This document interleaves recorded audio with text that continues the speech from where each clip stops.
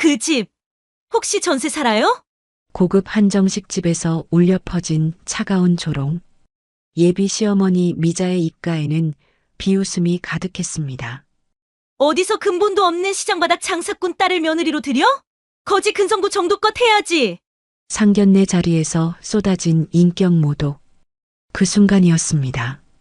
어머니가 천천히 자리에서 일어나셨습니다. 그녀의 얼굴에서 모든 표정이 사라졌습니다. 그것은 폭풍 전의 고요함 같았습니다. 그 모습이 왠지 모르게 무서웠습니다. 잘 들었다. 어머니의 목소리는 작았지만 방 안의 공기를 얼려버릴 만큼 차가웠습니다. 하지만 그들은 몰랐습니다. 그 평범해 보이던 시장 아주머니의 진짜 정체를, 그리고 다음 날 그들의 앞에 나타날 충격적인 현실을. 전세 사냐고 비웃었던 그 오만한 여자는 곧 알게 될 것입니다. 누가 진짜 거지인지를. 복수는 차갑게 그리고 완벽하게 시작되었습니다. 시작하기 전에 무료로 눌러주시는 구독과 좋아요, 알림 설정은 똑순이 사랑방에 큰 힘이 됩니다. 지금 어디서 듣고 계신지 댓글 달아주세요. 그럼 지금부터 이야기를 시작하겠습니다.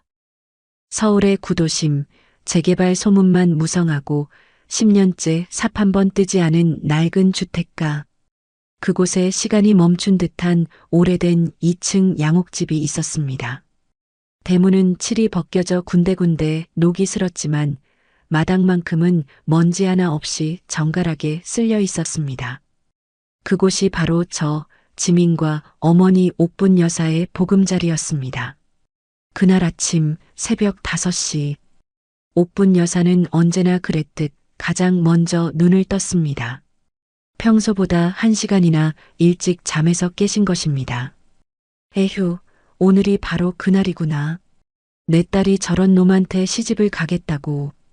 어머니는 마당으로 나가 손수 기른 고추와 상추를 따며 중얼거리셨습니다.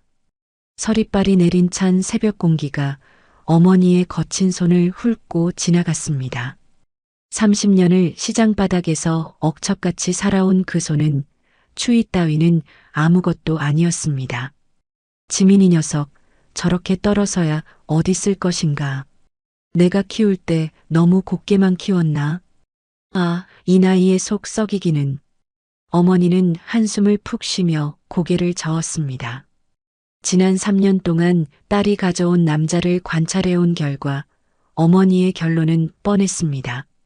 겉만 번지르르하고 속은 팔이 우글거리는 놈. 부엌으로 들어온 어머니는 정성스레 아침상을 차리기 시작했습니다. 된장찌개에 들어갈 두부를 직접 썰고 고등어를 정성스레 구우며 딸을 위한 아침을 준비했습니다. 어쩌면 마지막이 될지도 모를 아침을 말이에요. 마지막이라고 생각한 이유는 단순했습니다. 오늘 상견례가 끝나면 분명 딸은 결혼을 포기하게 될 것이고 그 남자와는 인연이 끝날 것이라고 확신했으니까요. 민수라. 그 녀석 얼굴은 제법인데 속은 썩어 문드러졌더라. 어미 아비는 어떨까? 뭐 거기서 거기겠지. 하긴 개구리 올챙이 적 생각 못한다더니. 옥분 여사는 쌀을 씻으며 혼잣말을 했습니다. 그녀에게는 남다른 촉이 있었습니다. 사람을 보는 눈이 예리했고 특히 속셈이 있는 사람들은 단번에 간파했습니다. 민수를 처음 만났을 때부터 어머니의 직감은 이놈은 안 된다고 경고했습니다. 허우대만 멀쩡하고 자기 손으로 밥벌이 한번 제대로 해본 적 없는 온실 속 화초. 맨날 아빠 돈으로 호강하면서 여자 바뀌는 것도 양말 바뀌듯 하는 한량. 그것이 민수에 대한 어머니의 평가였습니다. 하지만 딸이 좋다고 죽고 못 산다고 하니 어쩔 수 없이 허락한 결혼이었습니다. 한번 크게 되어봐야 정신 차리겠지. 내가 막을수록 더 고집 부릴 것 뻔하고. 이것이 어머니의 속마음이었습니다. 어머니는 민성건설에 대해서도 속속들이 알고 있었습니다. 부실공사로 이미 몇 번 구설수에 올랐고 자금난으로 이리 뛰고 저리 뛰는 처지. 아마 오늘쯤이면 혼수 타령부터 시작하겠지. 어머니의 예상은 틀리지 않았습니다. 시계가 7시를 가리킬 무렵 지민의 방에서 부산한 소리가 들렸습니다. 엄마, 양말 어디 있어? 내 가방 봤어? 헤어 왁스는? 립스틱이 안 보여. 지민은 거울 앞에서 10번도 넘게 옷매무새를 고치고 있었습니다. 오늘은 3년을 만난 남자친구 민수 씨와의 상견례 날이었습니다. 손끝이 덜덜 떨렸습니다. 단순히 결혼 허락을 받는 자리가 아니었습니다. 민수 씨의 집안은 강남에서도 알아주는 건설사 사장님 댁이었고 예비 시어머니 되실 분은 깐깐하기로 소문난 분이었으니까요. 친구들이 하는 말로는 요즘 상견례가 마치 면접 같다고 했습니다. 혼수는 얼마나 준비했는지, 집은 어떤 동네에 사는지, 부모 직업은 뭔지 모든 걸 다 캐묻는다고 했습니다. 지민아, 아침 대바람부터 뭘 그리 부산을 떠니? 거울 뚫어지겠다. 부엌에서 구수한 된장찌개 냄새와 함께 어머니가 나오셨습니다. 어머니의 차림새는 여느 때와 다름없었습니다. 시장에서 흔히 볼 수 있는 헐렁한 개량 한복 바지에 목이 늘어난 티셔츠, 손에는 물기가 마를 새 없이 거칠어진 주름이 가득했습니다. 손톱 밑에는 며칠 전 다듬은 도라지 물이 아직 빠지지 않아 검게 물들어 있었습니다. 엄마, 오늘 상견례잖아. 내가 지난번에 사드린 그 베이지색 정장 입으라니까. 제발, 오늘만큼은. 지민이 울상으로 말했습니다. 어머니는 콧방귀를 뀌며 식탁에 숟가락을 놓으셨습니다. 야, 옷이 날개라지만 사람이 옷을 입는 거지. 옷이 사람을 입냐? 난 이게 편해. 그리고 밥 먹는 자리에 밥 잘 넘어가는 옷 입고 가야지.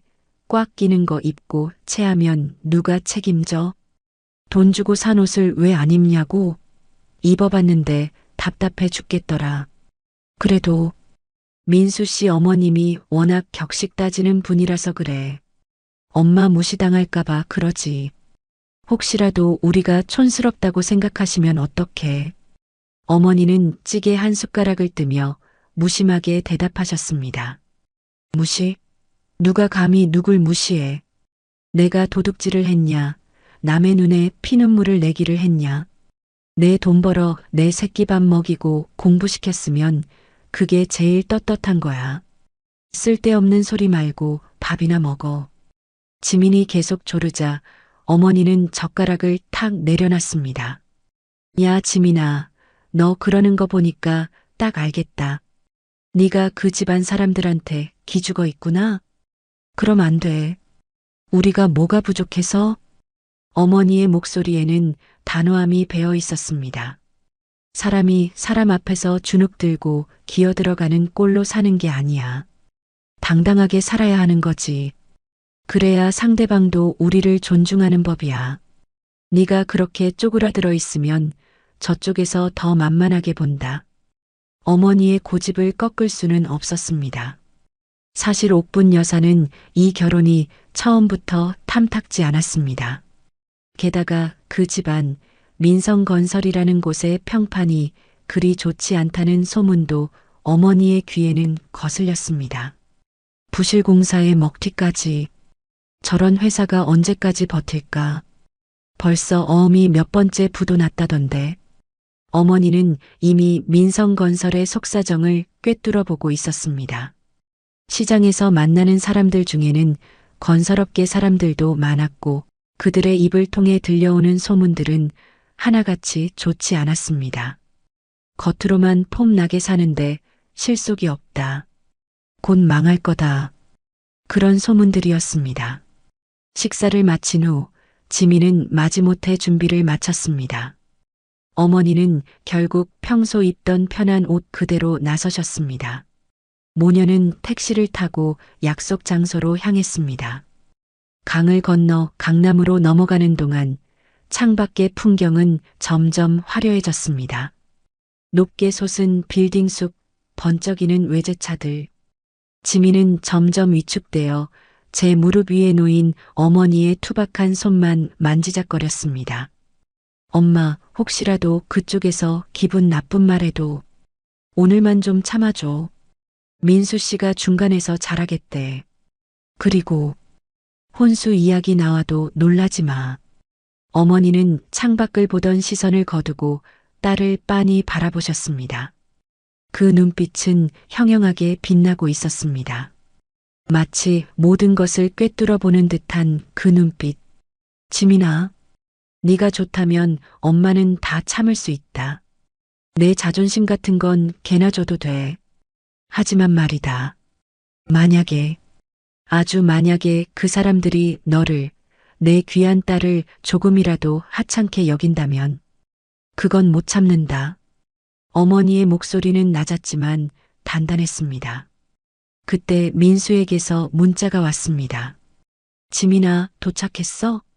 우리 엄마가 오늘 기분이 좀 예민하시니까 웬만하면 엄마 말에 토달지 말고 내만 해줘. 부탁할게. 지민은 문자를 보고 가슴이 답답해졌습니다. 민수는 항상 이런 식이었습니다. 엄마가 기분이 나쁘면 지민더러 참으라고 하고 엄마가 불만이 있으면 지민더러 맞춰주라고 했습니다. 정작 자기는 중간에서 아무것도 하지 않으면서 말이죠. 그 문자가 왜 그리 불길하게 느껴졌는지 그때는 미처 알지 못했습니다. 약속 장소는 청담동의 최고급 한정식집 송현이었습니다. 입구부터 위압감이 들 정도로 웅장한 기와 지붕과 한복을 곱게 차려입은 직원들이 줄지어 서 있었습니다. 발레 파킹을 맡기는 외제차들 사이에서 우리가 내린 택시는 초라해 보였습니다. 어머, 택시 타고 오신 거예요? 현관에서 우리를 맞이한 직원의 말에 지민은 얼굴이 화끈거렸습니다. 지민은 어머니의 팔짱을 꽉 꼈습니다. 어머니를 보호하려는 것이었는지 제가 의지하려는 것이었는지 모를 만큼 꽉. 엄마 가자. 그래. 밥 한 끼 먹는데 대거리 따로 없네. 들어가자. 어머니는 주눅 들기는커녕 뒷짐을 지고 당당하게 걸음을 옮기셨습니다.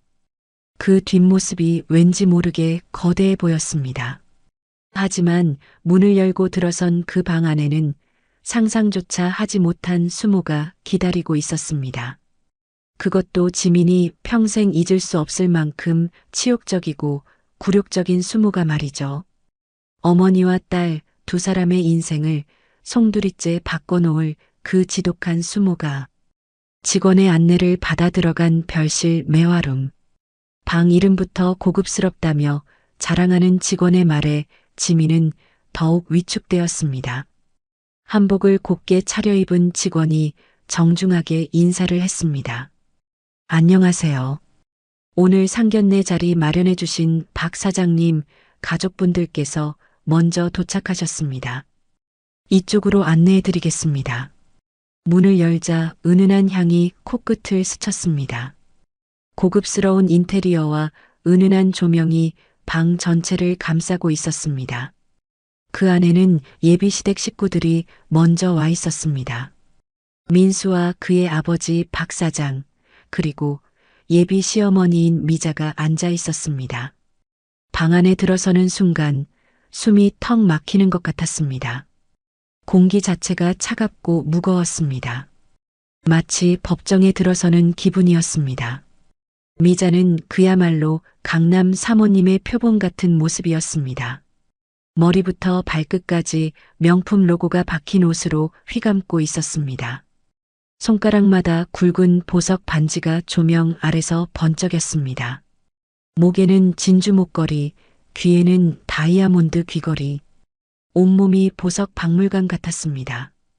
진한 화장과 높게 솟은 머리는 그녀의 깐깐한 성격을 그대로 보여주는 듯 했습니다. 입가에는 미소라고 할 수 없는 어정쩡한 표정이 걸려 있었습니다. 그것은 미소가 아니라 경멸에 가까웠습니다. 아유, 오셨어요? 미자는 엉덩이도 떼지 않고 앉은 채로 인사했습니다. 고개만 까딱하는 그 인사는 예의라고는 눈 씻고 찾아볼 수 없었습니다. 마치 아랫사람에게 시혜를 베푸는 듯한 태도였습니다. 그녀의 시선은 마치 엑스레이처럼 우리 모녀를 훑어내렸습니다. 지민의 평범한 원피스에서 시작된 시선이 천천히 내려갔습니다. 어머니의 헐렁한 개량 한복에 머물렀습니다. 시장에서 산 낡은 가방을 보며 입가에 스치는 찰나의 비웃음. 그 경멸의 눈빛을 지민은 똑똑히 보았습니다. 아, 역시 그 수준이네. 미자의 표정에는 그런 말이 적혀 있었습니다.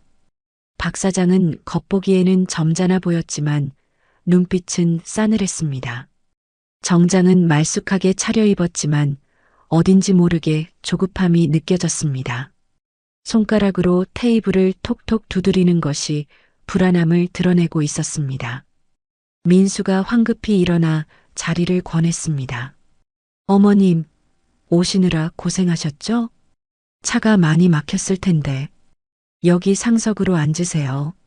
민수가 의자를 빼드리려 하자 미자가 찻잔을 탁 내려놓으며 날카롭게 쏘아붙였습니다. 민수야, 아직 결혼도 안 했는데 벌써 어머님 소리가 나오니? 격식 좀 갖춰라. 그리고 어른들 앉지도 않으셨는데 너부터 설치는 거 아니다. 시작부터 찬물을 끼얹는 듯한 냉랭한 분위기. 민수는 얼굴이 빨개져서 어정쩡하게 서 있다가 다시 자리에 앉았습니다. 죄송해요, 엄마. 그 한마디에 민수의 위치가 확실해졌습니다. 박 사장은 그저 허허 웃으며 딴청만 피우고 있었습니다. 하, 애들이 어리니까 실수할 수도 있는 거 아니겠어요? 하지만 그의 목소리에는 힘이 없었습니다. 집안의 권력이 누구에게 있는지 단번에 알 수 있는 장면이었습니다. 어머니는 아무 말 없이 자리에 앉으셨습니다. 그리고 맞은편의 미자를 뚫어지게 쳐다봤습니다. 그것은 마치 먹잇감을 탐색하는 맹수의 눈빛이었습니다. 혹은 상대를 간파하려는 고수의 눈빛이었습니다. 하지만 미자는 그 눈빛의 깊이를 전혀 알지 못했습니다. 그저 수준 떨어지는 노인이가 빤히 쳐다보니 기분 나쁘네 정도로 생각했을 뿐이었죠. 오히려 더 당당하게 고개를 치켜들었습니다. 처음 뵙겠습니다. 지민이 어미 되는 사람입니다. 어머니가 먼저 정중하게 고개를 숙였습니다. 하지만 그 정중함 속에는 단단함이 숨어 있었습니다. 미자는 냅킨으로 입가를 톡톡 두드리며 건성으로 대답했습니다. 네, 민수 엄마예요. 오시느라 애쓰셨네요. 차 없으시죠? 택시 잡기 힘드셨을 텐데. 첫 마디부터 가시가 돋쳐 있었습니다. 차가 없다는 걸 확인하고 싶어 하는 듯한 질문이었습니다. 네, 운전하는 걸 별로 안 좋아해서 대중교통 이용합니다. 어머니가 담담하게 대답했습니다. 거짓말이었습니다. 어머니는 운전면허도 없었습니다. 아, 그러시구나. 저희는 기사가 운전해줘서 편하게 왔는데 다음엔 저희 차 보내드릴게요. 지하철이나 택시 냄새가 옷에 배면 식사할 때 좀 그렇잖아요. 지민은 얼굴이 확 달아올랐습니다. 냄새라니. 저희 어머니는 오늘 아침부터 목욕을 하시고 가장 깨끗한 옷을 입고 오셨습니다. 어머님, 저희 엄마 냄새 안 나요. 지민이 발끈해서 말하려 하자 식탁 아래로 민수가 제 발을 툭 쳤습니다. 참으라는 신호였습니다. 지민아, 괜찮다. 민수가 작은 목소리로 속삭였습니다. 하지만 그 괜찮다는 말이 지민에게는 빗으로 다가왔습니다. 괜찮은 게 아니었으니까요. 미자는 지민의 말은 들은 척도 하지 않고 본격적으로 호구 조사를 시작했습니다. 지민이 어머니 시장에서 장사하신다고 들었는데 구체적으로 무슨 장사하세요? 말투는 공손한 척했지만 끝을 길게 빼는 억양이 몹시 거슬렸습니다. 마치 신문하는 듯한 톤이었습니다. 건어물 팝니다. 어머니가 짧게 대답했습니다. 길게 설명할 필요를 느끼지 못하는 듯 했습니다. 아, 건어물. 미자는 코웃음을 치며 마치 더러운 것을 본 듯 미간을 찌푸렸습니다. 오징어, 쥐포 그런 거요? 어쩐지 들어오실 때부터 비릿한 냄새가 난다 했어. 시장 냄새가 원래 잘 안 빠지잖아요. 우리 민수는 비위가 약해서 그런 거 잘 못 먹는데 걱정이네. 이것은 명백한 모욕이었습니다. 지민의 주먹이 부들부들 떨리기 시작했습니다. 참고 또 참았지만 한계가 있었습니다. 하지만 어머니는 표정 하나 변하지 않고 물 한 모금을 마셨습니다. 사람 사는 냄새가 다 거기서 거기죠. 돈 냄새만 줬다 보면 정작 중요한 냄새를 못 맡는 법입니다. 어머니의 뼈 있는 한마디에 미자의 눈썹이 꿈틀했습니다. 하지만 그녀는 물러서지 않았습니다. 어머, 말씀 참 잘하시네. 시장에서 장사하시려면 목청도 좋고 말빨도 좋아야 한다더니 딱 그 짝이신가 봐요. 그런데 요즘 시장 장사가 힘들다면서요? 대형마트가 생기고 인터넷 쇼핑몰도 있고. 미자는 계속해서 어머니를 깎아내리려 했습니다. 마치 우리 집 사정을 다 파악하고 있다는 듯이 말이죠. 분위기는 걷잡을 수 없이 험악해지고 있었습니다. 음식이 코로 들어가는지 입으로 들어가는지 알 수 없었습니다. 지민은 젓가락질도 제대로 못하고 있었습니다. 박 사장은 중간중간 애매하게 웃으며 화제를 돌리려 했지만 소용없었습니다. 그런데 지민이가 대학은 어디 나왔죠? 미자가 찻잔을 우아하게 들며 물었습니다. 한국대학교 나왔어요. 지민이 작게 대답했습니다. 아, 거기요? 그냥 그런가 보네. 미자는 실망한 듯 한숨을 쉬었습니다. 요즘 서울대, 연대, 고대 아니면 인정도 안 해주는 세상인데 취업은 잘 되어 있고 어디 다녀요? 대기업이에요? 작은 회사에 다니고 있어요. 지민의 목소리는 점점 작아졌습니다. 작은 회사라. 월급은 얼마나 되나요? 요즘 여자들도 경제력이 있어야 한다는데 우리 민수 뒷바라지할 정도는 되어야 하지 않겠어요?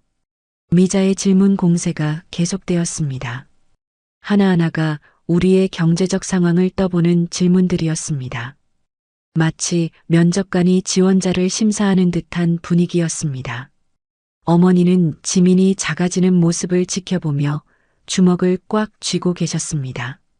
테이블 아래 어머니의 손이 부들부들 떨리고 있었습니다. 그때 웨이터가 들어와 전체 요리를 내왔습니다. 전복죽과 갈치조림 나갑니다. 맛있게 드세요. 하지만 아무도 젓가락을 들지 않았습니다. 분위기가 너무 차갑고 무거웠기 때문입니다. 어머, 이 전복죽 정말 비싼 건데. 미자가 혀를 차며 말했습니다. 한 그릇에 몇만 원 하는 거 아시죠? 평소에 이런 거 자주 드시나요? 또다시 은근한 공격이었습니다. 너희들이 평소에 이런 비싼 음식 먹을 형편이나 되냐는 뜻이었습니다. 박 사장이 중간중간 애매하게 웃으며 화제를 돌리려 했습니다. 하, 음식이 정말 맛있게 보이네요. 자, 우리 식사나 하면서 이야기해요. 하지만 미자는 멈출 생각이 없었습니다. 아, 그리고 말이 나온 김에 지민이 어머니 혹시 따로 하시는 투자나 그런 거 있으세요? 요즘은 부동산이라든지 주식이라든지 시장 장사만으로는 많이 힘드시죠? 계속되는 경제력 검증이었습니다. 미자는 마치 신용평가를 하듯 질문을 퍼부었습니다. 민수는 내내 고개를 푹 숙이고 있었습니다. 때로는 지민을 쳐다보며 미안하다는 듯 눈짓을 보냈지만 그뿐이었습니다. 엄마 앞에서 감히 말대꾸할 용기는 없어 보였습니다. 민수 씨, 뭔가 말씀해 주세요. 지민이 간청하듯 말했지만 민수는 시선을 피했습니다. 응? 엄마가 좀 직설적이셔서 이해해줘, 지민아. 나중에 따로 이야기하자. 이런 남자와 결혼한다고? 지민의 마음속에 의문이 스멀스멀 피어올랐습니다. 3년을 사귀면서 알았던 민수가 이렇게 나약한 사람이었나 싶었습니다. 어머니는 조용히 물을 한 모금 마시며 상황을 지켜보고 계셨습니다. 그 차분함 속에 무언가 위험한 기운이 감돌고 있었지만 아직 아무도 눈치채지 못했습니다. 미자는 점점 더 대담해졌습니다. 상대방이 반박하지 않자 더욱 기세등등해진 것입니다. 참, 그리고 혹시 보험 같은 거 들어놓으신 거 있나요? 만약에 무슨 일이 생기면 우리 민수가 다 떠안아야 하잖아요. 미리미리 준비해 놓으셔야 될 텐데. 이제는 아예 노골적으로 우리를 짐짝 취급하고 있었습니다. 하지만 진짜 지옥은 이제부터 시작이었습니다. 메인 요리가 나오면서 미자의 본격적인 공격이 시작될 것이었으니까요. 그리고 그 마지막에는 결정적인 한마디가 기다리고 있었습니다. 그 집 전세 살아요? 지민도 어머니도 아직은 몰랐습니다. 그 한마디가 얼마나 큰 폭풍을 몰고 올지를, 그리고 그 폭풍의 중심에 서 있는 옥분 여사가 얼마나 무서운 사람인지를. 메인 요리인 갈비찜이 나왔지만 아무도 젓가락을 들지 않았습니다. 웨이터가 정성스럽게 상을 차려놓고 나갔지만 방 안의 분위기는 얼음장같이 차가웠습니다. 고급 한정식집의 자랑인 갈비찜도 이 살벌한 분위기 앞에서는 무색해 보였습니다. 미자는 우아하게 와인잔을 흔들며 마치 신문하듯 질문을 퍼붓기 시작했습니다. 그 모습은 재판장에서 증인을 신문하는 검사 같았습니다. 차가운 시선으로 지민과 어머니를 번갈아 쳐다보며 입을 열었습니다. 우리 민수는 아시다시피 귀하게 자랐어요. 유학도 다녀왔고 지금 아빠 회사에서 경영 수업 받고 있죠. 손에 물 한 방울 안 묻히고 키웠어요. 미자는 마치 자랑이라도 하듯 목소리를 높였습니다. 하지만 그 자랑 속에는 상대방을 깎아내리려는 의도가 숨어 있었습니다. 그런데 지민이는 아버지가 일찍 돌아가셨다면서요? 편모스라에서 자라면 아무래도 보고 배운 게 부족할 텐데 우리 집안 분위기랑 잘 맞을지 모르겠네. 이 말에 지민의 얼굴이 새하얗게 변했습니다. 어릴 때 잃은 아버지 이야기를 이렇게 무기로 사용하다니. 가슴이 아프고 분했지만 말문이 막혔습니다. 말씀이 지나치시네요. 어머니가 숟가락을 탁 내려놓으며 낮게 경고했습니다. 그 목소리에는 경고의 의미가 담겨 있었습니다. 하지만 미자는 멈추지 않았습니다. 오히려 기세가 등등해져서 목소리를 높였습니다. 지나치다니요? 현실을 말하는 거예요, 현실을. 결혼은 사랑 노름이 아니에요. 비즈니스고 집안과 집안의 결합이죠. 격이 맞아야 말이 통하고 사는 게 편한 법이에요. 미자는 마치 강의를 하듯 거들먹거렸습니다. 자신이 세상의 진리를 말하고 있다는 듯한 표정이었습니다. 그래서 말인데 해올 건 다 준비되셨어요? 미자가 말하는 해올 것. 그것은 예단과 혼수를 뜻했습니다. 드디어 본색을 드러내는 순간이었습니다. 그녀가 핸드백에서 꼬깃꼬깃한 종이 한 장을 꺼내 테이블 위에 밀었습니다. 마치 계약서를 내미는 것처럼 당당했습니다. 제가 대충 적어봤어요. 이 정도는 기본인 거 아시죠? 지민은 떨리는 손으로 종이를 집어들었습니다. 눈을 의심했습니다. 글씨가 흔들려 보일 정도로 충격적이었습니다. 밍크 코트 2벌, 시어머니, 신우이용 각각 1천만 원. 명품 H사 가방, 시어머니용 500만 원, 신우이용 300만 원. 외제 세단, 도련님용 8천만 원. 현금 예단 5억 원. 이불 반상기 세트, 최고급 브랜드 3천만 원. 그 외에도 금반지, 다이아몬드 귀걸이, 진주 목걸이 등의 목록이 빼곡히 적혀 있었습니다. 혼수 목록은 2장에 걸쳐 빼곡히 적혀 있었습니다. 마치 백화점 VIP 고객 리스트를 보는 것 같았습니다. 합치면 10억은 좋게 넘을 금액이었습니다. 지민은 종이를 보며 현기증이 났습니다. 글자들이 춤을 추는 것 같았습니다. 이런 돈이 어디 있다는 말인가요?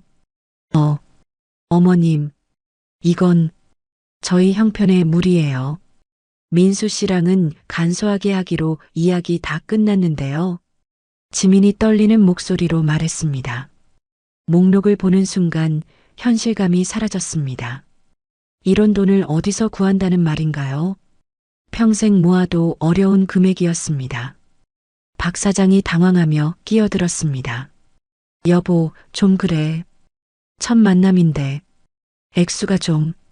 하지만 미자는 남편의 말을 일축했습니다. 당신은 가만히 있어. 사업이나 제대로 해. 간소하게? 예, 너 지금 속꿉 장난하니? 미자가 버럭 소리를 질렀습니다. 갑자기 변한 목소리에 방 안이 얼어붙었습니다. 웨이터들도 복도에서 놀라 발걸음을 멈췄을 정도였습니다. 너희가 들어올 신혼집이 얼만 줄 아니? 반포에 있는 30억짜리 아파트야, 30억. 네가 몸만 덜렁 들어와서 그 비싼 집에 살겠다고? 양심이 있어야지, 양심이. 날로 먹으려는 것도 유분수지. 미자의 목소리는 점점 커졌습니다. 마치 시장 바닥에서 흥정하는 것 같았습니다. 품이고 뭐고 다 사라진 모습이었습니다. 민수는 고개를 푹 숙인 채 식탁보 무늬만 세고 있었습니다. 지민이 도움을 요청하는 눈빛으로 바라봤지만 외면했습니다. 민수 씨, 말 좀 해봐. 지민이 애원하듯 쳐다봤습니다. 하지만 민수는 기어들어가는 목소리로 말했습니다. 지민아, 그래도 엄마가 하라는 대로 하는 게 나중에 뒤탈도 없고 우리도 나중에 편할 거야. 그 비겁한 모습에 지민은 눈물이 핑 돌았습니다. 내가 이런 남자를 믿고 결혼을 결심했다니. 3년이라는 시간이 허망하게 느껴졌습니다. 어머니는 조용히 앉아서 이 모든 상황을 지켜보고 계셨습니다. 표정 하나 변하지 않는 모습이 오히려 더 무서웠습니다. 그때 미자가 결정적인 공격을 시작했습니다. 지민이 어머니, 그 낡은 동네 산다면서요? 재개발된다 만다 말만 많은 그 동네. 어머니가 대답하려던 찰나 미자가 말을 잘랐습니다. 아니, 딱 보니까 알겠네. 그 형편에 무슨 자가겠어. 남편도 없이 여자 혼자 장사해서 딸 키우느라 등골 빠졌을 텐데. 미자의 목소리는 점점 더 독해졌습니다. 마치 상처에 소금을 뿌리는 것처럼 잔인했습니다.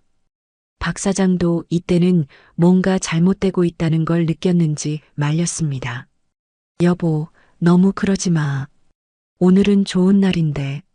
하지만 미자는 이미 멈출 수 없는 상태였습니다. 상대방을 완전히 굴복시키고 싶어 했습니다. 미자는 입꼬리를 한쪽만 올리며 세상에서 가장 모멸적인 표정으로 물었습니다. 그 표정은 악마의 미소 같았습니다. 그 집 전세 살아요? 아니면 월세인가? 순간 룸 안의 모든 소리가 사라진 듯 했습니다. 시간이 정지된 것 같았습니다. 지민의 심장이 쿵 하고 내려앉았습니다. 평생을 뼈 빠지게 일해서 마련한 우리 집. 비록 낡았지만 어머니의 피와 땀이 서린 그 소중한 집을 이렇게 무시당해야 한다니. 저희 집, 저희 엄마가 평생 고생해서 마련한 자가예요. 함부로 무시하지 마세요. 지민이 울먹이며 소리쳤습니다. 하지만 미자는 더욱 잔인하게 웃으며 말했습니다. 어머, 자가? 그 다 쓰러져가는 붉은 벽돌집이 자가라고 유세 떠는 거니 지금? 그래봤자 우리 집 화장실 값도 안 나올 텐데. 야, 전세 보증금 다 빼도 예단비 안 나오겠다. 어디서 감히 우리 아들을 넘봐? 거지 근성도 정도껏 해야지. 미자는 물잔을 탁 내려놓으며 쏘아붙였습니다. 그 모습은 이미 품위와는 거리가 멀었습니다. 파혼해. 당장 끝내. 난 이 결혼 절대 못 시킨다. 어디서 근본도 없는 시장바닥 장사꾼 딸을 며느리로 들여. 내 눈에 흙이 들어가도 안 돼. 그 순간이었습니다. 어머니가 천천히 자리에서 일어나셨습니다. 그녀의 얼굴에서 모든 표정이 사라졌습니다. 분노도 슬픔도 아닌 차라리 무에 가까운 서늘한 표정. 그것은 폭풍 전의 고요함 같았습니다. 어머니는 식탁 위에 놓인 냅킨을 아주 천천히 꼼꼼하게 접으셨습니다. 그 모습이 왠지 모르게 무서웠습니다. 잘 들었다. 어머니의 목소리는 작았지만 방 안의 공기를 얼려버릴 만큼 차가웠습니다. 마치 지옥에서 올라온 한기 같았습니다. 내 말대로 수준이 너무 안 맞아서 이 결혼 못하겠구나. 사람이 말을 섞으려면 최소한 사람의 탈은 쓰고 있어야지. 뭐라고요? 지금 누구더러. 미자가 얼굴이 불그락 푸르락해져서 소리쳤습니다. 오호, 이제야 주제 파악이 되나 보네요. 그래요, 당장 나가세요. 밥값은 우리가 낼 테니 거지 적선했다 칠 테니까. 어머니는 지민의 손을 낚아채듯 잡았습니다. 그 손아귀 힘이 어찌나 센지 손목이 으스러질 것 같았습니다. 30년 시장 바닥에서 단련된 악력이었습니다. 가자, 지민아. 더 앉아있다간 귀 썩겠다. 똥이 무서워서 피하냐, 더러워서 피하지. 어머니의 목소리는 낮았지만 위험이 있었습니다. 마치 왕이 신하를 내치는 것 같았습니다. 어머니는 뒤도 돌아보지 않고 룸을 나갔습니다. 그 뒷모습이 의외로 당당하고 위험 있어 보였습니다. 미자는 순간 기가 죽은 듯 말을 못했습니다. 하지만 곧 제정신을 차리고 소리쳤습니다. 지민의 뒤통수에 대고 미자가 깔깔거리는 웃음소리가 비수처럼 날아와 박혔습니다. 어우, 속 시원해. 진작 저럴 것이지. 민수야, 너도 정신 차려. 어디서 저런 것들을 데려와서. 우리 체면이 말이 아니야. 지민은 눈물을 쏟으며 어머니에게 이끌려 나왔습니다. 복도를 걸으며 직원들의 시선을 받았지만 어머니는 당당했습니다. 오히려 직원들이 고개를 숙일 정도였습니다. 하지만 지민은 몰랐습니다.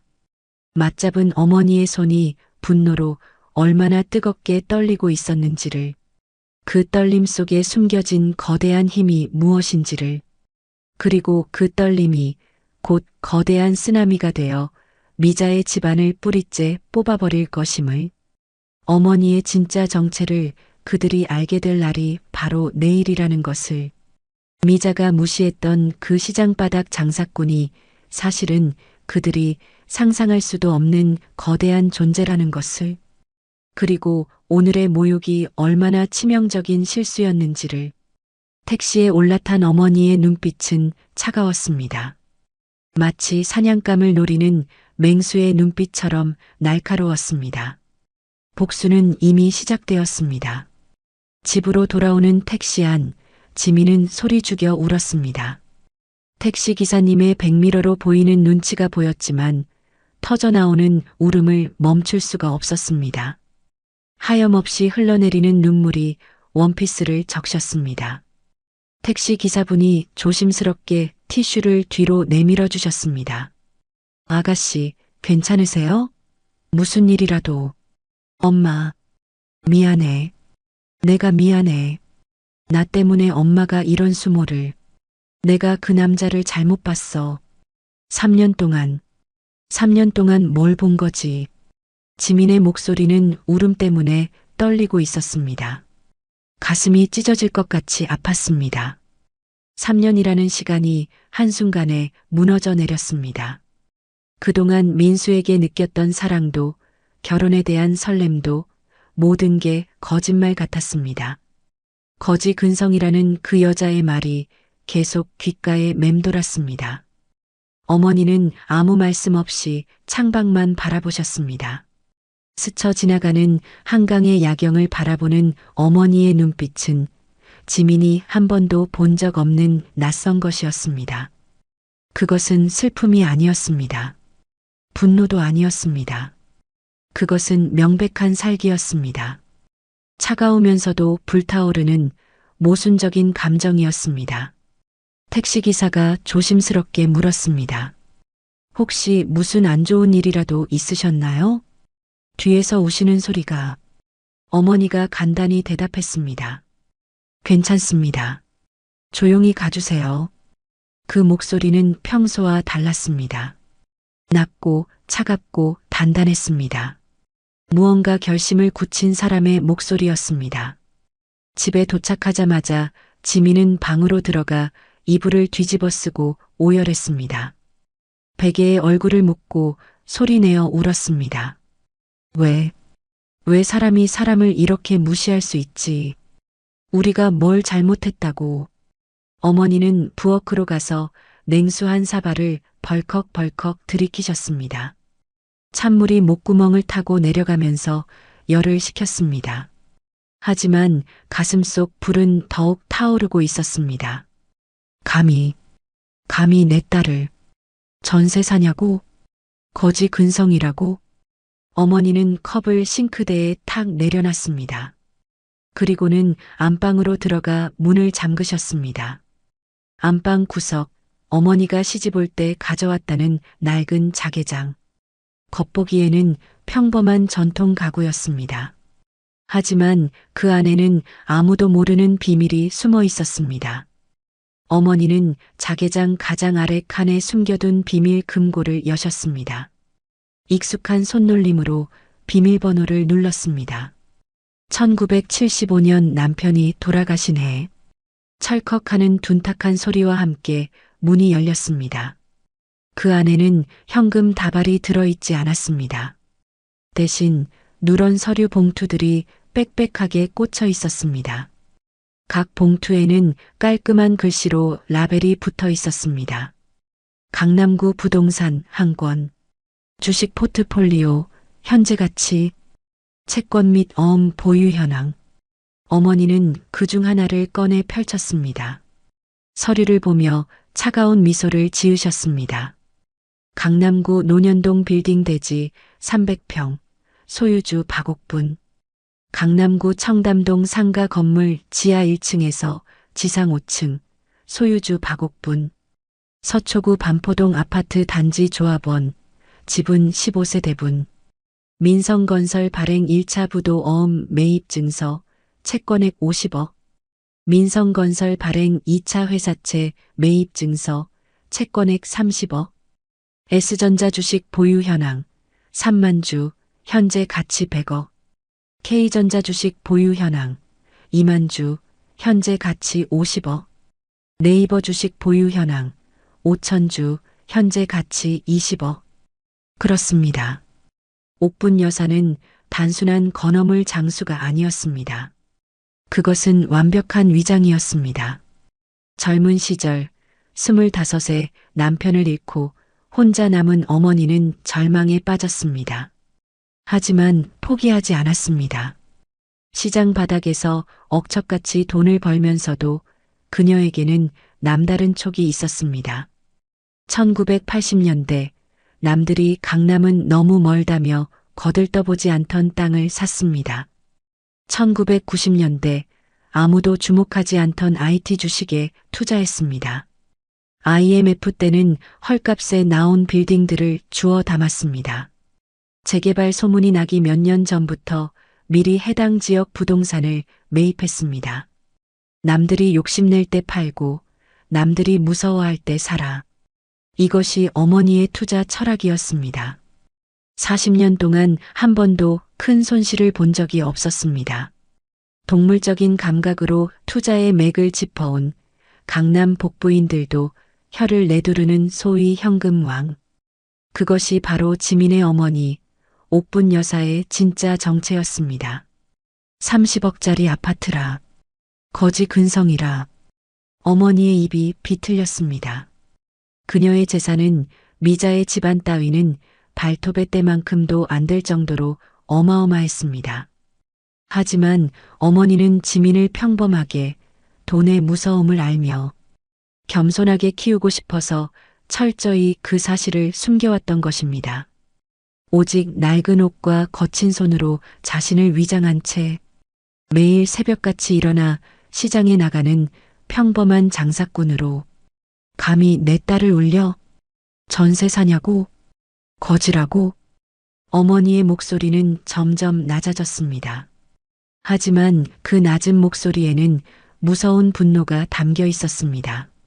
내년들이 자랑하던 그 30억짜리 아파트, 그게 누구 땅 위에 지어진 건지나 알고 떠드는 게냐? 사실 민순이가 사는 반포 아파트의 부지 일부는 과거 어머니의 소유였고 재건축 과정에서 알박기가 아닌 협조를 통해 조합원 지분을 여러 개 가지고 계셨던 것입니다. 게다가 민성건설이 최근 자금난으로 발행한 사채와 어음의 상당 부분이 돌고 돌아 어머니의 손에 들어와 있었습니다. 빚더미에 앉아서 무슨 30억이야. 이미 담보로 잡힌 집인데. 어머니는 또 다른 서류를 꺼냈습니다. 민성건설의 재무제표와 부채 현황이 상세히 적힌 자료였습니다. 마지막 페이지에는 빨간 글씨로 부도 위험, 최대 채권자 박옥분이라고 적혀 있었습니다. 어머니는 구형 폴더폰을 꺼냈습니다. 단축번호 1번. 김 변호사. 시간은 밤 11시가 넘어 있었지만 어머니는 주저하지 않고 전화를 걸었습니다. 한 번, 두 번째 벨이 울렸을 때 수화기 너머로 김 변호사의 다급하고 공손한 목소리가 들렸습니다. 네, 회장님. 밤늦게 무슨 일이십니까? 안 그래도 연락 기다리고 있었습니다. 혹시 오늘 상견례 어떻게 되셨나요? 회장님이라는 호칭에 어머니는 미소를 지었습니다. 하지만 그것은 따뜻한 미소가 아니었습니다. 얼음같이 차가운 미소였습니다. 김 변호사, 자냐? 아닙니다, 회장님. 깨어 있습니다. 언제든지 회장님 연락 기다리고 있습니다. 상견례가 안 좋게 끝났나 보네요. 목소리가 민성건설 박태수 사장, 그리고 그 마누라 홍미자, 그 집안 내역 싹 다 뽑아와. 특히 대출관계, 국세 체납, 그리고 아들놈 민수가 회사 돈 횡령해서 도박한 정황까지 하나도 남김없이 털어와. 김 변호사의 목소리가 긴장되었습니다. 회장님, 갑자기 민성건설은 왜? 혹시 무슨 일 있으셨습니까? 설마 그쪽에서 실례를. 실례? 어머니가 낮게 웃었습니다. 그 웃음소리는 소름이 끼칠 정도로 차가웠습니다. 실례 정도가 아니야. 모독이지, 모독. 내 딸더러 거지라고 했어. 전세 사느냐고 물으면서 비웃었고 근본 없는 시장바닥 장사꾼 딸이라고 했어. 김 변호사는 숨을 턱 막혔습니다. 30년 넘게 어머니와 일해오면서 이런 모욕을 당한 것은 처음이었습니다. 그럴 수가. 감히 회장님을. 당장 모든 자료 준비하겠습니다. 법무팀 총동원해서 밤새 작업하겠습니다. 어머니는 낮게 으르렁거렸습니다. 사냥을 좀 해야겠다. 아주 더럽고 시끄러운 쥐새끼들이 내 밥상에 똥을 뿌렸어. 그냥 잡는 걸로 안 된다. 가죽을 벗겨서 광장에 매달아야겠어. 어머니의 목소리엔 서리빨이 맺혀 있었습니다. 김 변호사는 30년 넘게 어머니와 일해왔지만 이렇게 무서운 목소리는 처음 들어봤습니다. 알겠습니다, 회장님. 민성건설 완전히 박살내겠습니다. 우리가 가진 모든 수단 동원하겠습니다. 그리고 내일 아침 일찍 민성건설 앞에서 만나자. 가져갈 서류들 다 준비해놓고, 그리고 기자들도 몇 명 불러놔. 경제지, 일간지 가리지 말고 구경거리가 필요할 테니까. 네, 회장님. 바로 연락 돌리겠습니다. 내일 아침 8시에 민성건설 앞에서 대기하겠습니다. 전화를 끄는 어머니는 창밖을 바라보며 중얼거렸습니다. 밤하늘에는 별이 하나도 보이지 않았습니다. 마치 복수의 밤을 상징하는 것 같았습니다. 전세 살아요? 거지 근성? 근본 없는 시장바닥 장사꾼? 어머니는 서류를 다시 금고에 넣으며 혼잣말을 계속했습니다. 내일은 누가 진짜 거지인지 보여주마. 누가 진짜 근본 없는 인간인지. 그때 지민의 방에서 흐느끼는 소리가 들렸습니다. 어머니는 잠시 걸음을 멈췄습니다. 딸의 울음소리를 들으니 가슴이 찢어지는 것 같았습니다. 지민아, 엄마가 꼭 복수해 줄게. 네가 당한 수모, 엄마가 100배로 갚아줄게. 그 오만한 년들이 무릎 꿇고 빌게 만들어줄게. 어머니는 다시 금고를 열고 또 다른 서류를 꺼냈습니다. 민성건설 주요 거래처 목록, 민성건설 대출은행 리스트, 민성건설 하도급 업체 현황, 사업이 뭔지도 모르는 주제에 건설업이 얼마나 무서운 세계인지 보여줘야겠어. 어머니는 마지막으로 핸드폰을 들고 문자를 하나 더 보냈습니다. 김 변호사에게 추가로 은행 쪽에도 연락해. 민성건설 대출 연장 절대 불가하다고 통보해. 그리고 하도급 업체들한테도 연락 돌려. 내일부터 민성건설과 거래 중단하라고. 모든 준비가 끝났습니다. 내일이면 민성건설과 홍미자 일가는 지옥을 맛보게 될 것입니다. 밤이 깊어갔지만 어머니의 복수는 이제 막 시작되었습니다. 시계는 자정을 넘어가고 있었지만 어머니의 눈은 번뜩이고 있었습니다. 그리고 내일 미자와 민성건설 일가는 자신들이 얼마나 큰 실수를 했는지 깨닫게 될 것입니다. 시장바닥 장사꾼이라고 무시했던 그 여자가 사실은 그들의 생사를 좌우할 수 있는 거대한 존재였다는 것을. 다음 날 아침 8시 민성건설 본사 앞은 평소와 다른 분위기에 휩싸여 있었습니다. 여러 대의 검은색 세단이 건물 앞에 일렬로 세워져 있었고 정장을 차려입은 사람들이 서류 가방을 들고 서 있었습니다. 김 변호사가 가장 앞에 서서 시계를 보며 기다리고 있었습니다. 그의 뒤에는 법무팀 직원 5명과 회계사 2명이 긴장한 표정으로 대기하고 있었습니다. 모두들 밤을 새워 준비한 티가 역력했습니다. 회장님 오신다. 김 변호사가 작게 중얼거렸습니다. 길 저편에서 평범한 택시 한 대가 천천히 다가오고 있었습니다. 하지만 그 택시에서 내린 사람은 어제와 전혀 다른 모습이었습니다. 옥분 여사가 택시에서 내렸습니다. 어제의 헐렁한 옷차림은 온데간데 없었습니다. 깔끔한 검은색 정장에 진주 목걸이, 그리고 위험 있는 표정. 30년간 사업계를 주름 잡아온 진짜 모습이었습니다. 회장님, 모든 준비 완료했습니다. 김 변호사가 공손히 인사했습니다. 수고했다. 기자들은 경제일보, 한국경제, 그리고 인터넷 언론사 3곳에서 나와 있습니다. 좋아. 시작하자. 어머니는 민성건설 건물을 올려다봤습니다. 15층짜리 건물이었지만 어머니 눈에는 하루살이처럼 보잘것없어 보였습니다. 어제 내 딸을 울린 대가를 치러야지. 그때 건물 안에서 박 사장이 평소처럼 출근하려던 중이었습니다. 하지만 건물 앞에 이상한 상황을 보고 당황했습니다. 여러 대의 검은 세단과 정장 입은 사람들, 그리고 기자들까지. 뭐지? 무슨 일이야? 박 사장이 경비실에 물어봤지만 경비원도 모른다고 했습니다. 그때 어머니가 택시에서 내리는 모습을 봤습니다. 박 사장은 어제 상견례에서 봤던 그 여자라는 것을 알아봤습니다. 저 사람. 어제 지민이 어머니 아닌가? 박 사장은 뭔가 이상하다는 생각이 들어 밖으로 나왔습니다. 미자도 쇼핑을 마치고 돌아오던 참에 이 광경을 목격했습니다. 여보, 저기 봐. 어제 그 시장 아줌마가 왜 저기 있어? 그리고 저 사람들은 뭐야? 박 사장과 미자는 상황을 전혀 이해할 수 없었습니다. 단순히 호기심으로 다가갔을 뿐이었습니다. 옥분 씨, 박 사장이 어머니에게 다가가며 말했습니다. 여기서 뭐 하시는 거예요? 이 사람들은 또 누구고요? 미자도 쇼핑백을 들고 뒤따라왔습니다. 어머, 정말 그 시장 아줌마네.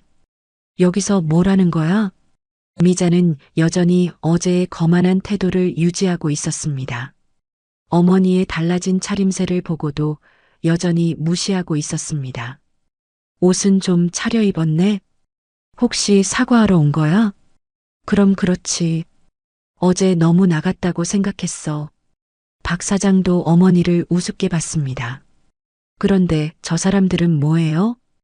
혹시 동네 사람들 데려와서 시위라도 하려는 건 아니죠?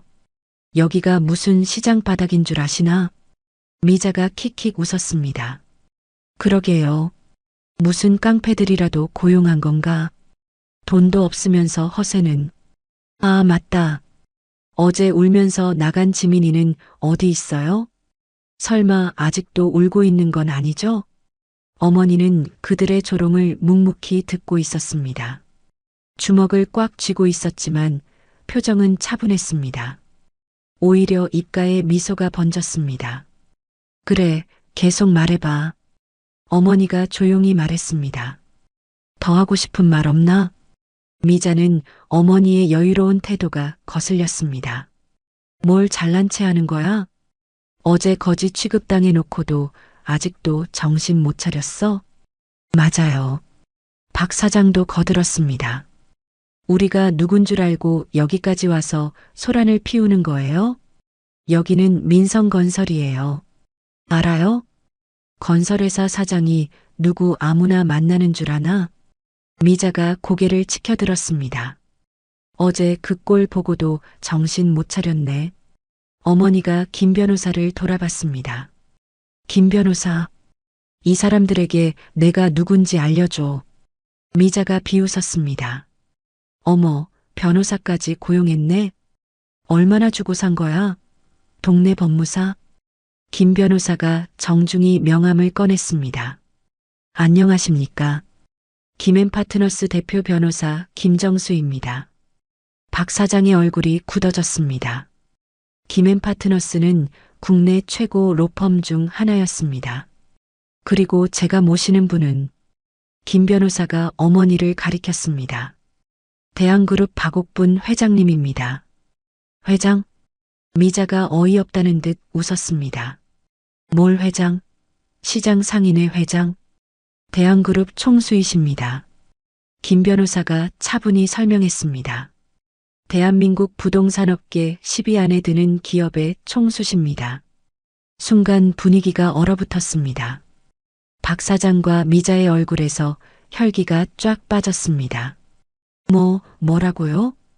박 사장이 말을 더듬었습니다. 대한그룹이라고요? 미자도 비틀거렸습니다. 대한그룹은 모르는 사람이 없었습니다.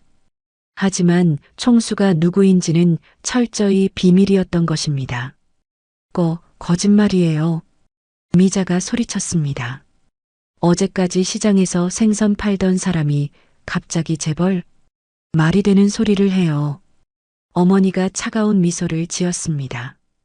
거짓말? 김 변호사, 증명해줘. 김 변호사가 서류 가방에서 두꺼운 파일을 꺼냈습니다. 여기 대한그룹 회사 등기부등본입니다. 그리고 이건 국세청 납세증명서. 모두 박옥분 회장님 명의로 되어 있습니다. 박 사장이 서류를 받아들고 한참을 쳐다봤습니다. 글자가 제대로 보이지 않을 정도로 손이 떨렸습니다. 이럴 수가. 정말 회장님이세요? 그런데 더 중요한 게 있어. 어머니가 한 발 다가섰습니다. 나는 민성건설의 최대 채권자이기도 하지. 김 변호사가 또 다른 서류를 꺼냈습니다. 박태수 사장님이 발행하신 어음과 회사채 총 80억 규모를 옥분 회장님께서 보유하고 계십니다.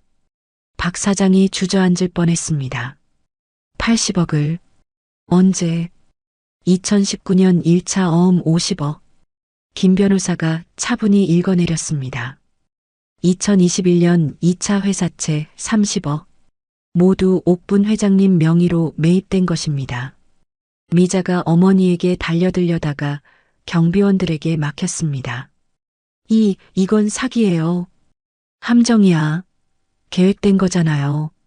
어머니가 미자를 냉정하게 쳐다봤습니다. 함정? 계획? 네가 어제 내 딸한테 한 말 기억나? 미자의 얼굴이 새하얗게 질렸습니다. 그건 거지 근성이라고 했지? 어머니의 목소리가 점점 커졌습니다. 근본 없는 시장바닥 장사꾼 딸이라고 했지? 주변에 구경꾼들이 몰려들기 시작했습니다. 민성건설 직원들도 창문으로 고개를 내밀고 있었습니다. 전세 사는지 물어보면서 비웃었지? 30억짜리 아파트 자랑하면서 우리 집을 무시했지? 어머니가 한 걸음 더 다가갔습니다.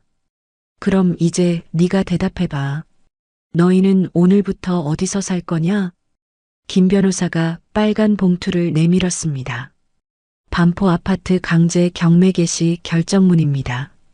담보대출 연체로 인한 조치입니다. 그리고 이건 80억 원 상환 요구서입니다.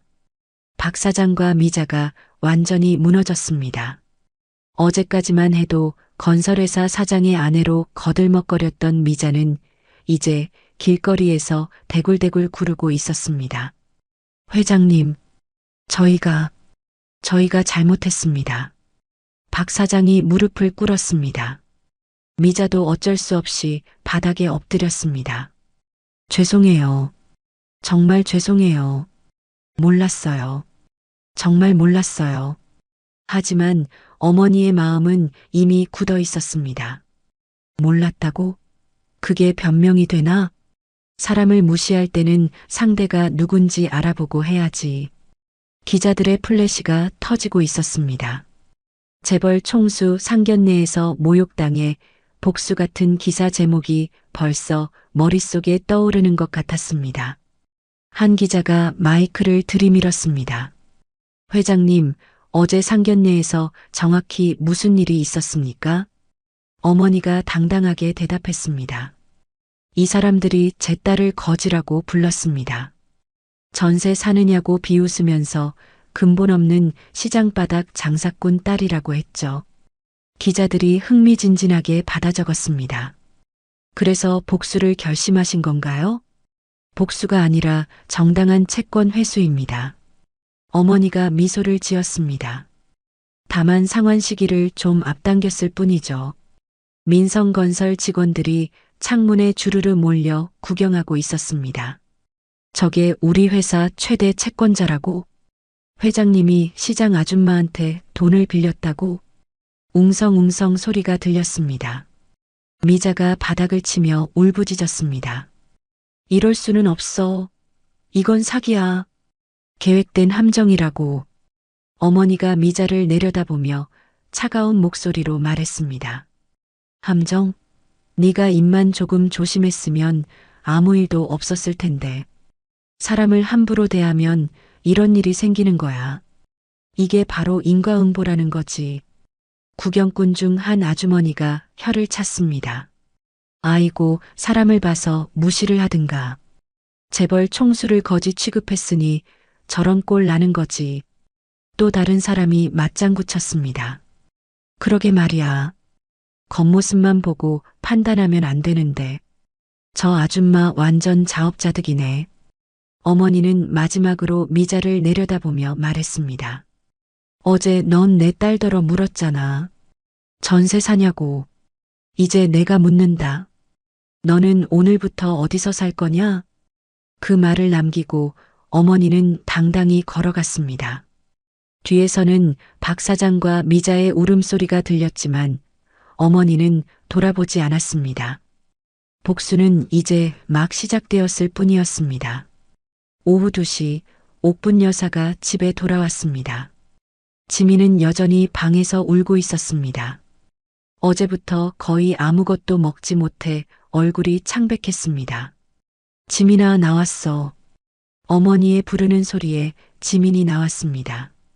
눈이 퉁퉁 부어서 제대로 뜰 수도 없는 상태였습니다. 엄마, 어디 갔다 와? 아침부터 안 보이더라. 어머니는 지민을 거실로 데려가 앉혔습니다.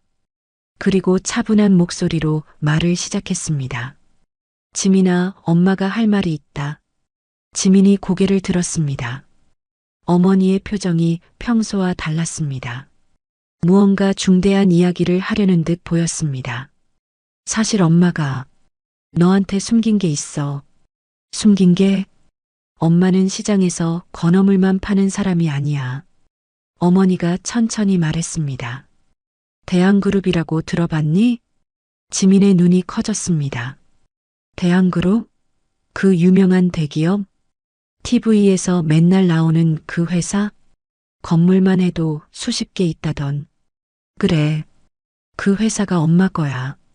순간 지민의 머릿속이 하얗게 되었습니다. 무슨 말인지 이해할 수 없었습니다.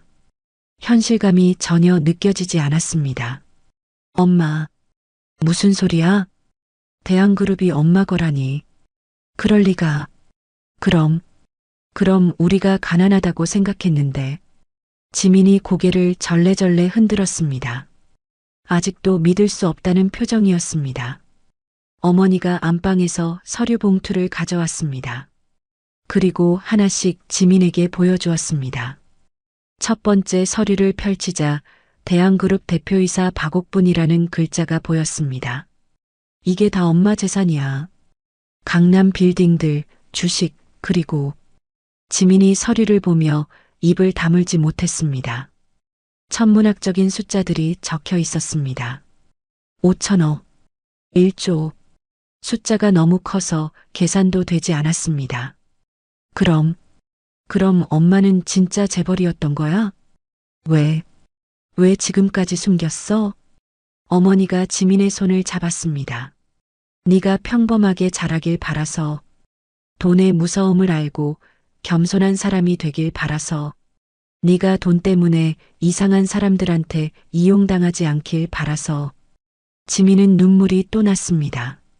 하지만 이번에는 슬픔 때문이 아니었습니다. 어머니에 대한 고마움과 미안함 때문이었습니다. 엄마, 나 때문에 어제 그런 수모를. 아니야. 그건 내 잘못이 아니야. 어머니가 지민을 안았습니다. 그리고 말이야, 어제 그 사람들한테 똑똑히 복수해줬어. 그때 집 앞에서 경찰차 사이렌 소리가 들렸습니다. 이어서 핸드폰이 울렸습니다. 어머니가 전화를 받았습니다. 네, 김 변호사. 어떻게 되었나? 수화기 너머로 김 변호사의 흥분된 목소리가 들렸습니다. 회장님, 민수 체포되었습니다. 횡령 혐의로 경찰서에 연행되었어요. 수갑까지 차고 완전히 무너져서 울고불고 난리였습니다. 그리고 민성건설 본격적인 압수수색 들어갔습니다. 지민이 깜짝 놀라며 어머니를 바라봤습니다. 민수가 체포되었다는 소식을 듣고는 복잡한 감정이 들었습니다. 어머니가 만족스러운 미소를 지었습니다. 잘했어. 박 사장 쪽은 완전히 멘붕 상태입니다. 회사 계좌 모두 동결되었고 직원들도 줄사표 내고 있어요. 협력업체들도 거래 중단 선언했고요. 내일이면 완전히 문 닫을 것 같습니다. 미자는 병원에 실려갔습니다. 충격 때문에 쓰러졌다고 하네요. 응급실에서 링거 맞고 있을 거예요. 하지만 곧 국세청에서 찾아갈 겁니다. 탈세 혐의로요. 지민이 놀라며 중얼거렸습니다.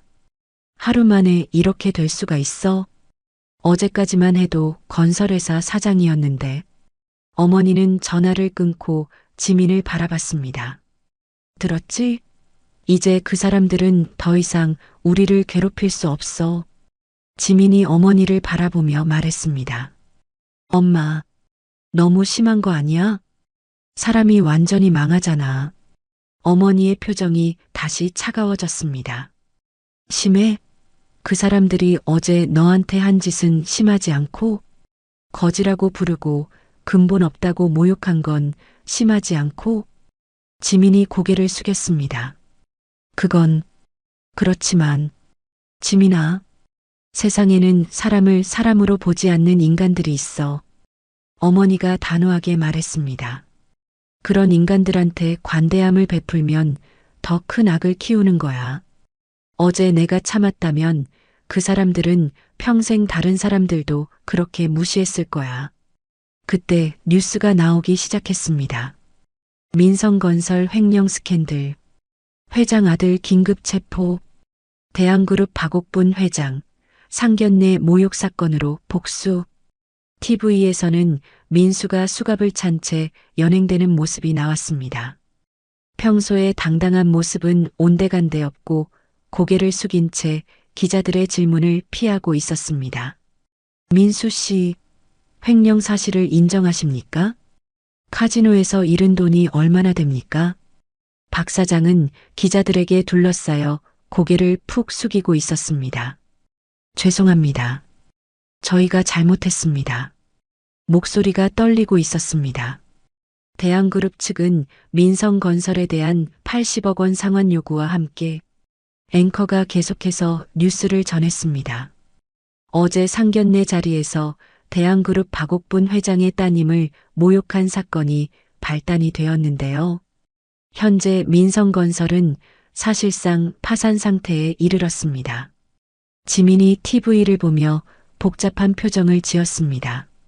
3년을 사귄 남자친구가 수갑을 찬 모습을 보니 착잡했습니다. 사랑했던 감정과 배신감, 그리고 안타까움이 뒤섞였습니다. 저 사람이 정말 내가 좋아했던 사람이 맞나? 지민이 중얼거렸습니다. 엄마, 민수 씨가 정말 횡령을 했어?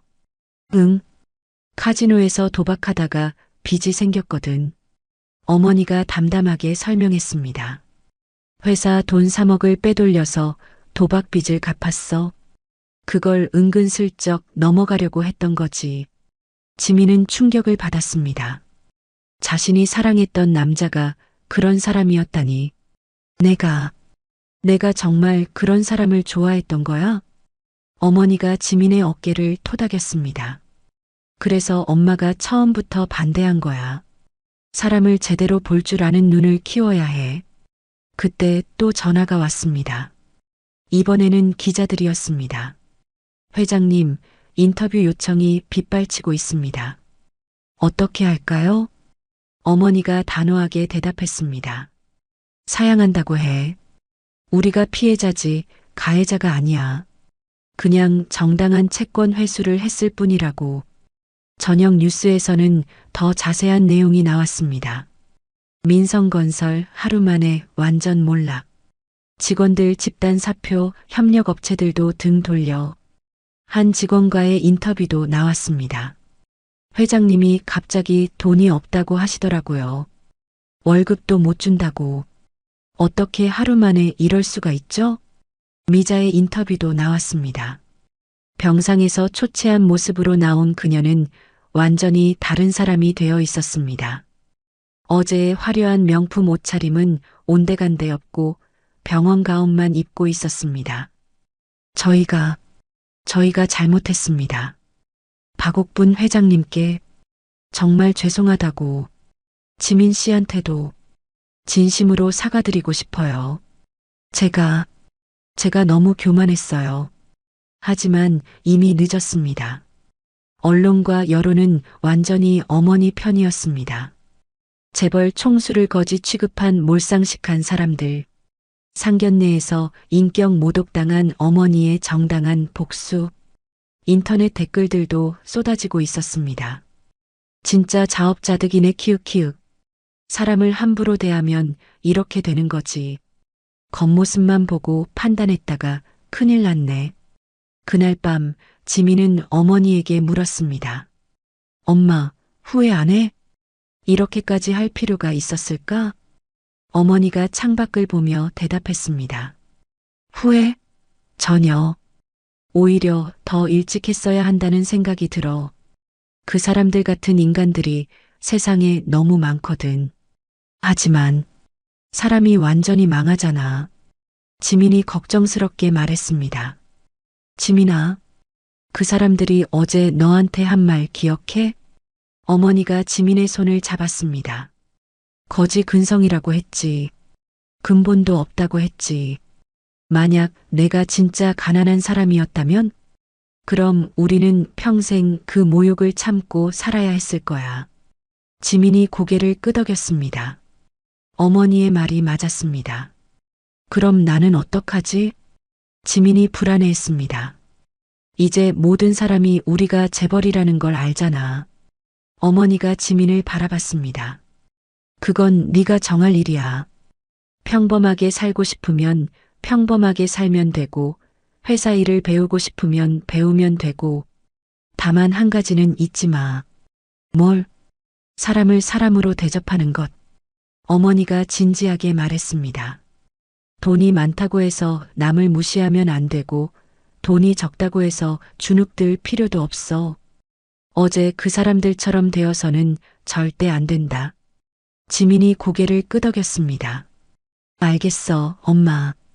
그리고 고마워. 나를 지켜줘서.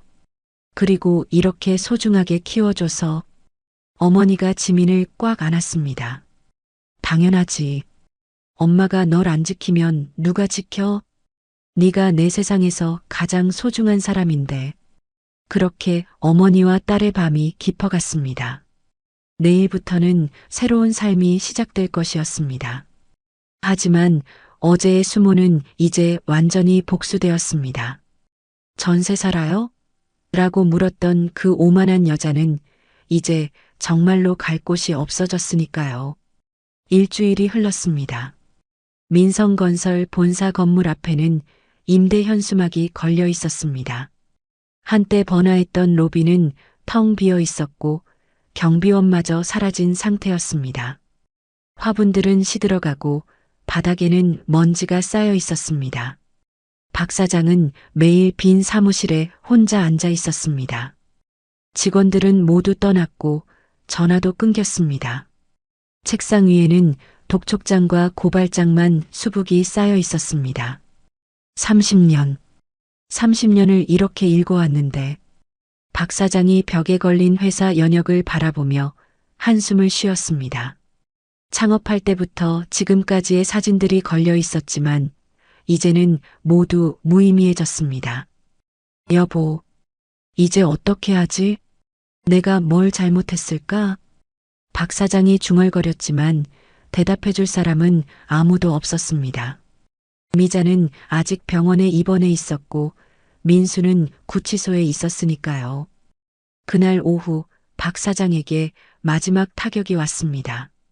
법무법인에서 온 집행관들이 사무실로 들어왔습니다.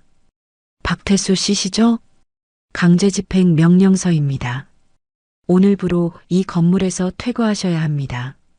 박 사장이 서류를 받아들고 손이 덜덜 떨렸습니다. 제발 며칠만 더 시간을. 아직 정리할 것들이 많아서 죄송합니다. 법원 명령이라서요. 집행관이 냉정하게 말했습니다. 2시간 안에 개인 물품만 가지고 나가세요. 그 외 모든 물품은 압류 대상입니다. 박 사장은 빈 박스에 사진 몇 장과 개인 용품들을 담았습니다. 30년간 이룩해온 모든 것이 하루아침에 사라졌습니다. 창업할 때 받은 첫 계약서, 가족 사진, 직원들과의 회식 사진, 모든 것이 추억이 되어버렸습니다. 건물을 나서며 뒤돌아본 민성건설 간판이 떼어지고 있었습니다. 30년 역사가 한순간에 사라지는 모습이었습니다. 한편 미자는 병원 침대에서 뉴스를 보고 있었습니다. 민성건설 완전 폐업. 채무 규모 200억 추정. 박민수 횡령 혐의로 구속영장 청구. 미자의 눈에서 눈물이 흘러내렸습니다. 어제까지만 해도 강남 사모님이라고 우쭐했는데 이제는 빚더미에 앉은 신세가 되었습니다. 병실 문이 열리며 간호사가 들어왔습니다. 환자분, 병원비 문제로 원무과에서 오시래요. 미자의 가슴이 철렁 내려앉았습니다. 이미 신용카드는 모두 정지되었고 통장에는 돈이 한 푼도 없었습니다. 원무과에서 직원이 차갑게 말했습니다. 현재 병원비 체납액이 500만 원입니다. 오늘 중으로 정산하지 않으면 퇴원하셔야 해요. 제발 며칠만 더. 미자가 애원했지만 소용없었습니다. 환자분, 면회 오셨어요. 간호사가 알려줬지만 미자는 고개를 저었습니다. 아무도 안 만날래요. 사실 면회 오는 사람도 없었습니다. 평소에 친하다고 했던 강남 사모님들은 모두 연락을 끊었습니다. 어머, 미자 언니 진짜 그 사람이었어? 나는 처음부터 뭔가 이상하다고 생각했어. 뒤에서 수군거리는 소리까지 들렸습니다. 골프 모임에서도 제명당했고 백화점 VIP 카드도 정지되었습니다. 평소에 언니, 언니하며 따르던 사람들도 모두 등을 돌렸습니다. 그날 저녁 병원비를 낼 돈조차 없어진 미자는 퇴원해야 했습니다. 짐이라고 해봐야 병원에서 입던 옷 한 벌 뿐이었습니다. 명품 가방들은 이미 모두 압류당했으니까요. 갈 곳이 없어진 그녀는 어쩔 수 없이 시외버스를 타고 고향으로 향했습니다. 버스 요금조차 아껴야 하는 신세가 되었습니다. 20년 만에 돌아간 시골집은 완전히 낡아 있었습니다. 문짝은 삐걱거리고 마당에는 잡초가 무성했습니다. 서울을 떠날 때 다신 안 돌아올 거야 라고 했던 그 집에 결국 돌아온 것입니다. 이웃들은 미자를 보고 수군거렸습니다. 미자 아니야? 서울에서 잘 산다더니 왜 왔지? 뉴스에서 봤는데 남편 회사 망했다던데. 아이고, 그 잘난 척 하던 것도 다 가짜였네. 미자는 고개를 숙이고 집으로 들어갔습니다. 전기도 끊어져서 어둠 속에서 혼자 앉아 있었습니다. 촛불 하나로 밤을 보내야 하는 처지가 되었습니다. 내가 뭘 잘못했지? 미자가 혼잣말을 했습니다. 그냥 격에 안 맞는다고 했을 뿐인데. 하지만 이미 돌이킬 수 없었습니다. 구치소에서 민수는 더욱 비참한 상황에 처해 있었습니다. 같은 방 수감자들은 그를 재벌 도련님이라며 놀렸습니다. 야, 박민수. 아빠한테 돈 좀 붙여달라고 해봐. 아빠도 거지 됐다고? 그럼 엄마한테. 엄마도 거지라고? 그럼 너는 뭐야, 거지의 아들. 수감자들의 조롱은 날이 갈수록 심해졌습니다. 민수는 벽을 보며 계속 울었습니다. 3년을 사귄 지민에게 편지를 썼지만 답장은 오지 않았습니다. 첫 번째 편지. 지민아, 나 정말 잘못했어. 우리 다시 시작할 수 없을까? 엄마도 진심으로 사과한다고 했어. 제발 한 번만 면회 와줘. 두 번째 편지. 지민아, 답장이 없어서 걱정돼. 나 여기서 정말 힘들어. 우리 3년 동안의 추억을 생각해서라도. 세 번째 편지. 지민아, 제발 한 번만. 나 정말 잘못했다고. 하지만 그 편지들은 모두 반송되었습니다. 지민은 이미 그들과 완전히 인연을 끊었으니까요. 편지 봉투에는 수치거부라는 도장이 찍혀 있었습니다. 변호사도 선임할 돈이 없어서 국선 변호인에게 맡겨야 했습니다. 피고인, 현실적으로 실형을 각오하셔야 할 것 같습니다. 횡령 금액이 3억이고 증거도 명확하니까요. 한 달이 지났습니다. 옥분 여사와 지민은 평범한 일상으로 돌아갔습니다. 하지만 모든 것이 달라져 있었습니다. 어머니는 더 이상 시장에 나가지 않았습니다. 대신 대한그룹 회장으로서 정식으로 활동하기 시작했습니다. 지민도 회사 일을 배우며 새로운 삶을 시작했습니다. 어느 날 지민이 강남에 볼 일이 있어서 나갔습니다. 길을 걷던 중 익숙한 얼굴을 보았습니다. 미자였습니다. 하지만 어제의 그 화려한 모습은 온데간데 없었습니다. 낡은 옷을 입고 지하철역 입구에서 전단지를 나누어 주고 있었습니다. 한때 명품으로 온몸을 치장했던 그 사람이 이제는 초라한 모습이었습니다. 사람들은 전단지를 받지 않고 그냥 지나갔습니다. 어떤 사람은 대놓고 피해서 갔습니다. 전단지 받아가세요. 부동산 매물 있어요. 정말 좋은 조건이에요. 미자의 목소리는 쉬어 있었습니다. 한때 건설회사 사장 부인이었던 사람이 이제는 길거리에서 전단지를 나누고 있었습니다. 더 아이러니한 것은 부동산 전단지를 나누고 있다는 점이었습니다. 어떤 젊은 남자가 미자를 보고 말했습니다.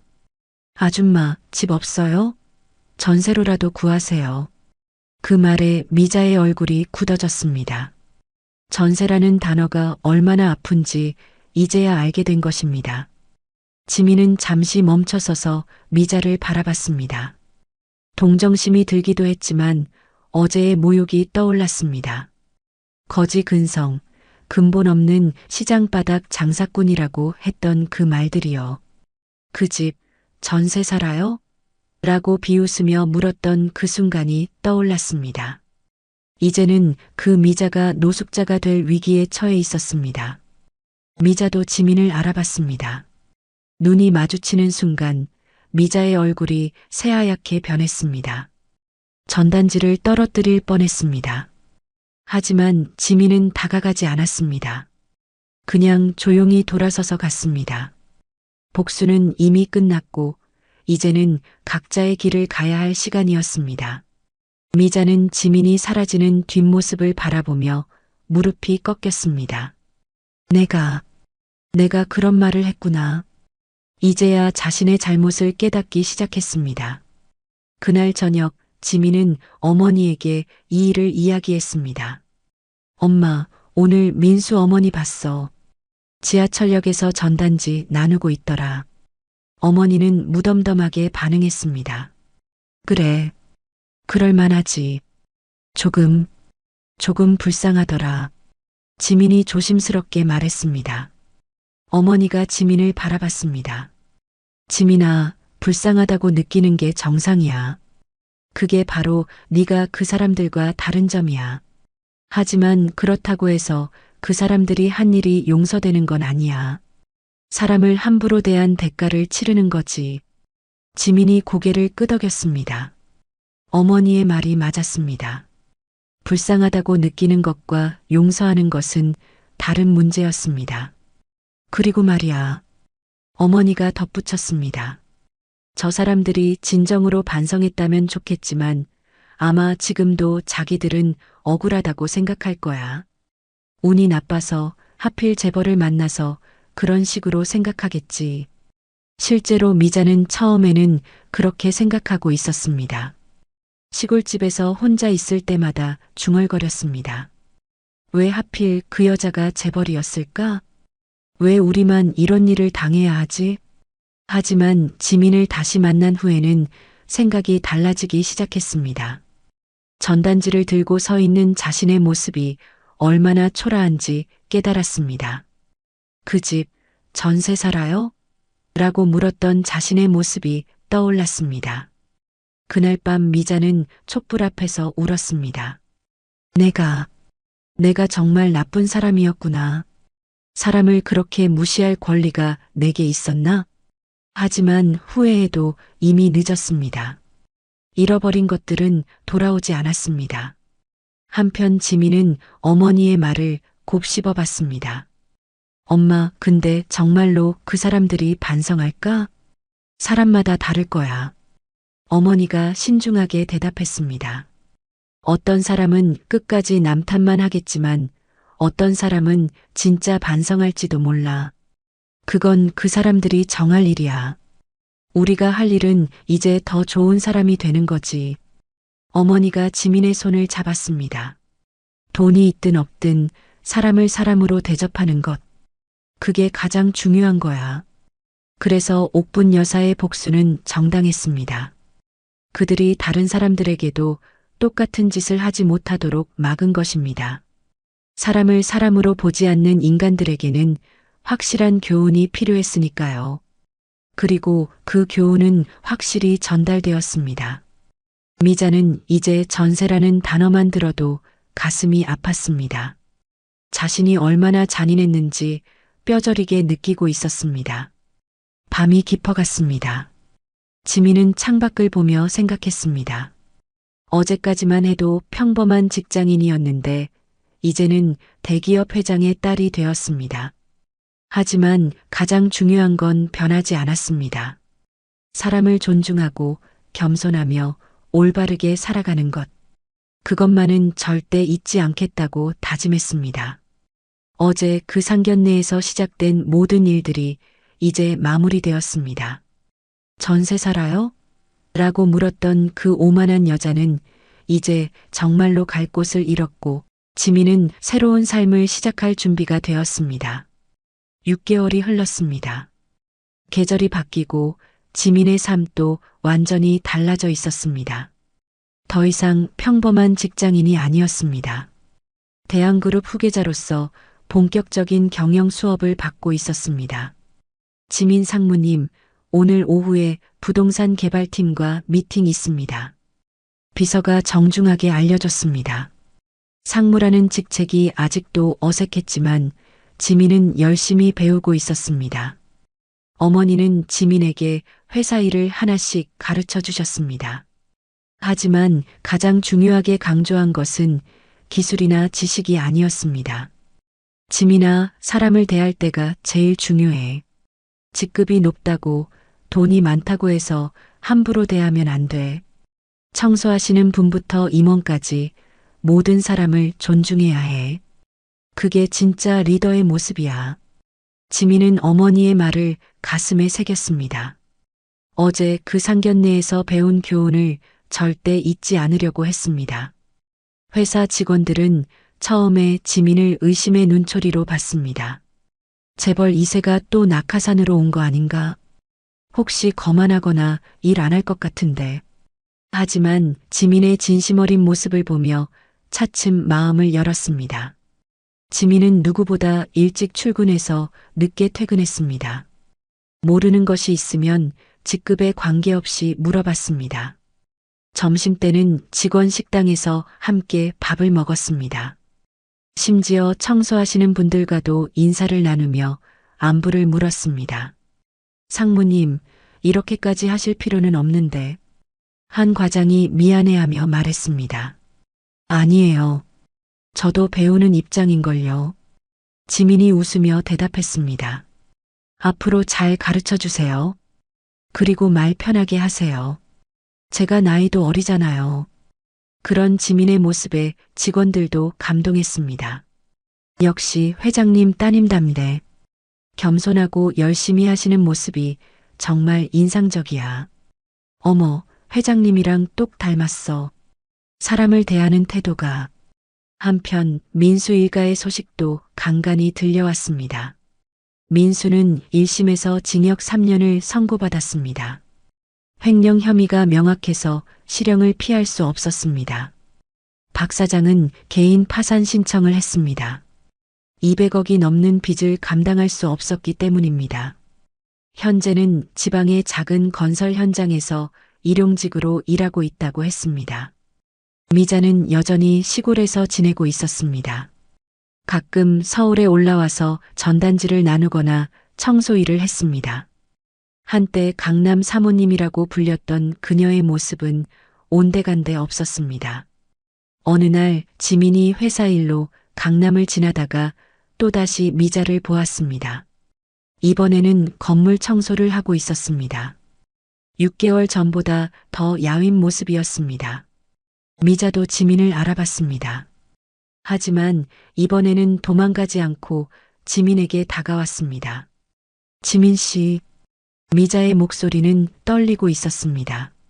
잠깐 시간 좀 있나요? 지민은 당황했지만 멈춰섰습니다. 6개월 만에 듣는 미자의 목소리였습니다. 제가 정말 잘못했어요. 미자가 고개를 숙이며 말했습니다. 그때 정말 죄송했어요. 눈에는 눈물이 맺혀 있었습니다. 진심으로 후회하는 것 같았습니다. 손목에는 고무장갑을 낀 자국이 선명했습니다. 저는 사람을 사람으로 보지 않았어요. 돈으로만, 겉모습으로만 판단했어요. 지민 씨와 어머님을 정말 함부로 대했어요. 정말 잘못했어요. 지민은 복잡한 마음으로 미자를 바라봤습니다. 6개월 전에 그 오만한 모습과는 완전히 달랐습니다. 명품 옷과 보석으로 치장했던 그 사람이 이제는 청소복을 입고 있었습니다. 지금 이렇게 살면서 깨달았어요. 미자가 목이 메어가며 계속 말했습니다. 사람이 얼마나 소중한지, 다른 사람의 마음이 얼마나 중요한지, 제가 얼마나 무서운 말을 했는지 매일 밤 잠들기 전에 생각해요. 지민 씨가 그때 얼마나 상처받았을지, 어머님이 얼마나 화가 나셨을지, 그때 제가 지민 씨와 어머님께 한 말들, 거지 근성, 근본 없는 시장바닥 장사꾼, 평생 후회하며 살 거예요. 미자의 목소리는 점점 작아졌습니다. 자신이 한 말들을 다시 입에 올리는 것조차 부끄러워하는 것 같았습니다. 지민은 한동안 말이 없었습니다. 그리고 조용히 말했습니다. 저도 많이 아팠어요. 하지만 그 덕분에 더 단단해진 것 같아요. 지민 씨, 혹시 용서해 주실 수? 지민이 미자의 말을 가로막았습니다. 용서는 저보다 어머니가 정하실 일이에요. 하지만 이제 새로 시작하세요. 진짜 사람을 사람답게 대하면서요. 그 말을 남기고 지민은 조용히 자리를 떠났습니다. 미자는 그 자리에 서서 한참을 울었습니다. 그날 저녁 지민은 어머니에게 이 일을 말했습니다. 엄마, 오늘 민수 어머니 다시 봤어. 이번에는 진짜 후회하는 것 같더라. 어머니가 찻잔을 들며 말했습니다. 그래, 그럴 만도 하지. 고생을 좀 하고 나니까 정신을 차렸나 보네. 엄마는 어때? 그래도 조금은 안쓰럽지 않아? 어머니가 잠시 생각했습니다. 안쓰럽긴 해. 사람이 그렇게 몰락하는 걸 보면. 하지만 그래도 자업자득이야. 다만 이제라도 정신 차렸으니 다행이지. 앞으로는 다른 사람한테 그런 짓 안 하겠지. 그게 진짜 교육이야. 책으로 배우는 게 아니라 몸으로 깨닫는 거지. 지민이 고개를 끄덕였습니다. 맞아. 그게 중요한 것 같아. 그런데 엄마, 나도 가끔 생각해. 혹시 내가 힘이 생기면서 다른 사람을 무시하게 되지 않을까? 어머니가 지민을 따뜻하게 바라봤습니다. 그런 걱정을 한다는 것 자체가 네가 괜찮다는 증거야. 정말 나쁜 사람은 그런 걱정조차 안 하거든. 지민아, 어머니가 진지하게 말했습니다.